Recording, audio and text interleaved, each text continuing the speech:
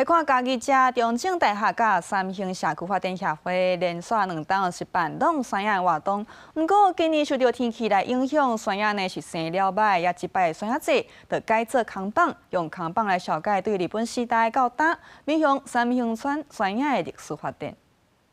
那不知道各位广告词来小解在地较早进山野的历史，家己县面向的三星社区甲中正大学、中国大学路的计划团队。设立文化历史的扛棒来小解庄内的山野，国甲在地青年商会合作调查庄内山野生长状况。来遮参与啊，互遮老人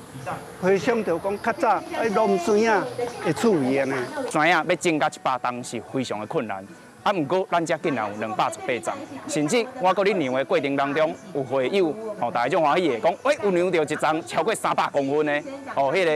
迄个hình坎啊，山野的hình坎啊有超过300公分的。中正大学、中国大学路计划团队表示，中正大学的设立甲道路开发，捌影响到学校附近原本的山野树，透过在地民众甲大学师生的守护，才保存着这生态资产。扛棒的设立，唔但记录这个过程，嘛是大学甲社区共荣的成果。互咱的这历史甲文化会当保存落来，所以对我来讲，伊是上重要的是变做是文化保育、环境保育甲历史永存的一个想法。三星社区表示，今年因为天气的关系，无法度举办动山野的活动。中正大学也是甲社区中部用无同的方式来庆祝，希望透过活动，互民众甲学生知影，这个山野唔但单单是食物，嘛是传承地方历史甲感情见证。